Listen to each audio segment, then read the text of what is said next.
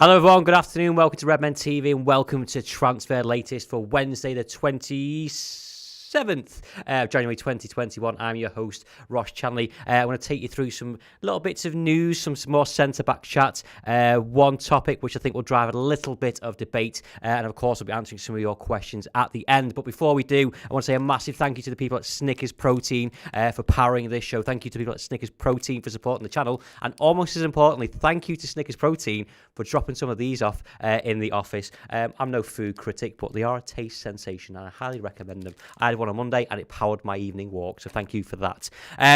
Before I get to the topics, let me know you guys can get involved as well. You've seen this before if you've watched the past couple of days. If you tweet us at the Redmen TV, use the hashtag Fanline. If there's anything you want to get off your chest, if you had enough of centre-back chat, if there's someone that it's not been discussed that you want to talk about, if you have a gripe with some transfers, do tweet us. And next time we do the show, which will be tomorrow and Friday and Monday, reply to either tweet us or you can reply to the tweet that will go out in the morning.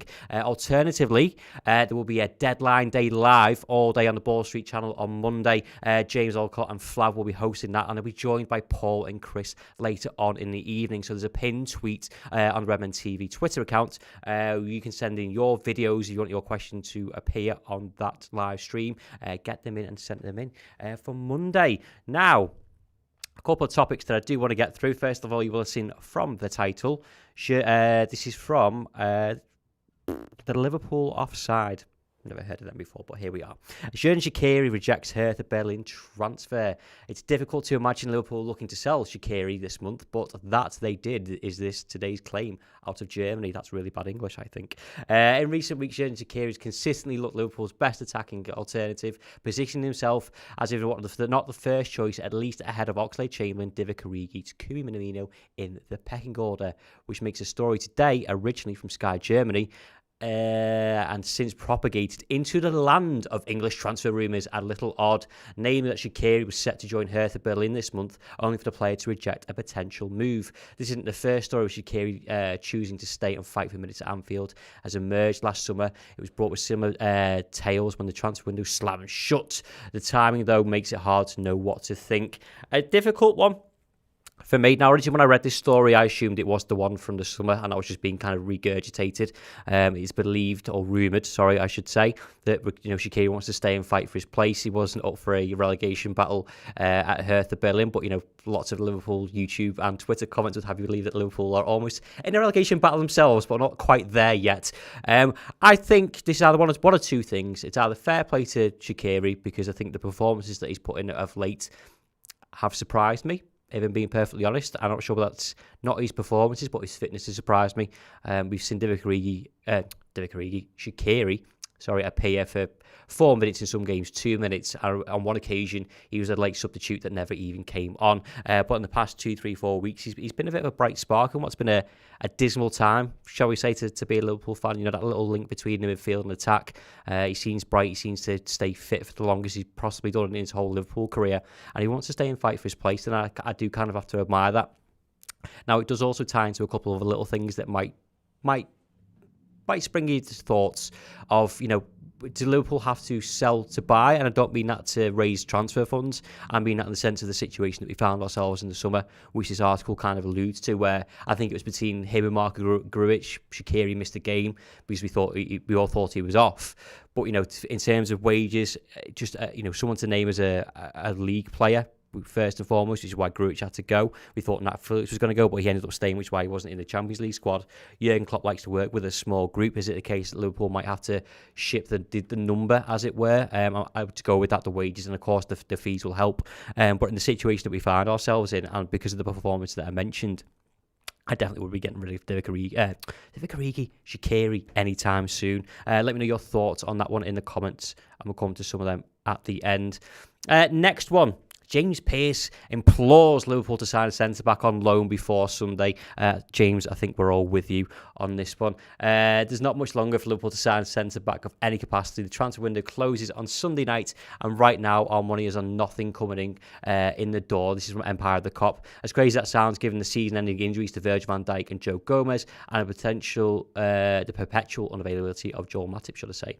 But James Pearce of The Athletic has begged the Reds to at least bring in a stopgap loan option who can plug the gap until the summer, where we can likely buy a higher profile, bigger name. It was quoted from the Reds Agenda podcast, which is the Athletic podcast.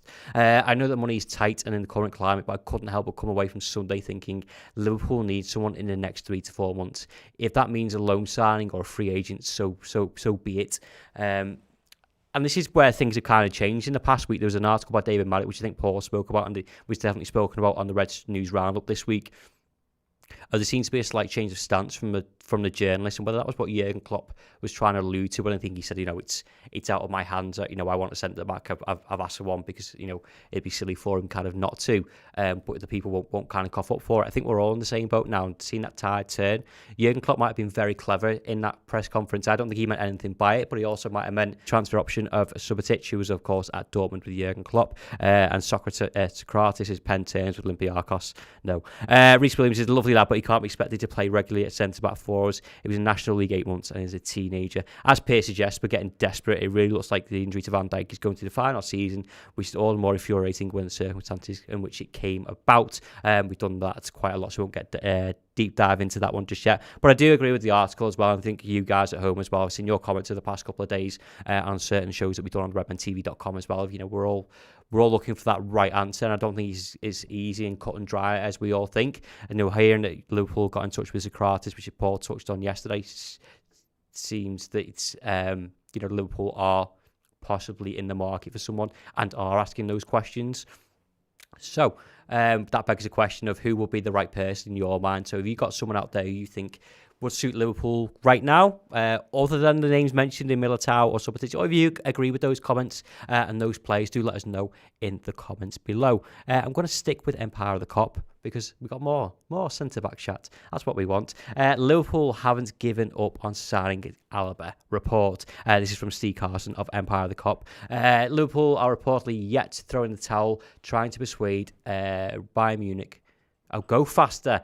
Tom's telling me to go faster. I thought David Alli into moving to Merseyside this summer, according to Spanish outlet AS, who on their coverage this morning via Football España state the Reds, Real Madrid, Manchester City, United, Chelsea and PSG are still in for the Austria international. Fabrizio Romano claims Alaba is looking for 12 million, whereas City have gone big with the bumper offer of 14 million. And my money's on Real Madrid on this one, but do let me know what you think of that one. He would be the perfect option for me. I think he's got the right balance of experience, knowledge. He knows Thiago as well, so he's got someone to help him settle into the club. And I don't think he's just a 6-month gap. I think he can get a couple of years out of him. But one thing that might depend on this is the injuries to Van Dijk and Gomez. Maybe they're coming back sooner than we think, but we'll have to wait and see. And the final one. Now, this isn't a news one, but I thought it was interesting. I might spark some debate and some chat in the comments. So do keep telling us your thoughts on this. Liverpool making Dele Alli swoop could change the Red season. Now, I think he's been strongly linked with a move to PSG, and what I think Spurs want a replacement before that kind of happens. But just to follow on from a centre-back chat, they go on to say, frozen out Dele Alli. What is it about Mourinho? The Spurs boss seems to pick a fight with one star every club he takes over them. Should Liverpool consider Dele Alli? If Spurs are determined to move on the second half of the season, Liverpool need to consider a Dele Alli loan.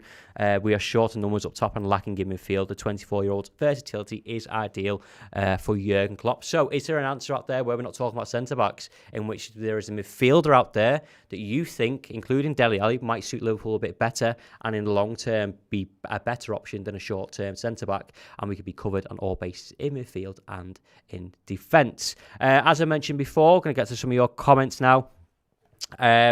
You do this tomorrow. We're using tweet at the Redmen TV, use the hashtag Fanline, and we'll answer some of these. But Kevin Lee says, is FSG planning to make a monster signing such as Mbappe this summer so they're not spending during this transfer window? Kevin, I'd love to help you out with that, but I do not know the ins and outs of what FSG are thinking and doing. I'd like to think that's the case, because it seems a bit silly not to buy a centre-back right now, but I'm sure it'll all feel a lot better if we had Mbappe up front, but more on that when we do have it. Shannon Blake 94 says, if Genie does leave, should Klopp and the club have a look at Mason Mount as a replacement if things don't work out for him at Tuchel the rest of the season? Now, that's an interesting one. He's been one of Chelsea's bright sparks in what's been a dismal performance for them so far. I know Frank Lampard's obviously been sacked the other day. I believe Chelsea playing this evening that Mason Mount has been dropped.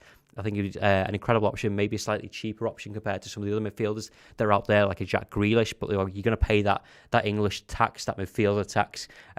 Would be an interesting option for that one. Conor Mallon, he sent in several tweets today to Conor, thank you very much. He said, what centre-back do you think Klopp will go for in the summer?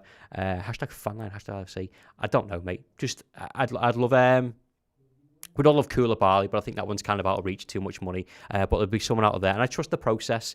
And finally, at Vintage, LFC17 says, are you FSG in, FSG out, or FSG just back Klopp? This is quite funny, actually. I think it might be Chris who coined the phrase, I'm not FSG out or not FSG in. I'm FSG sort it out, which I'm kind of fine with that as well. Yeah, we covered that on the Reds News this week as well, and I did a massive speech with Chris during the watch song, so you can go back on YouTube and watch that as well. So thank you very much for all your comments. Thank you very much for sending in your tweets. Don't forget, you can get involved with us, as I mentioned before. Tweet at the Redmen TV using the hashtag Fanline, and thank you once again to Snickers Protein for backing the show. We'll be back tomorrow with some more news, and we'll see you then. Ta-ra.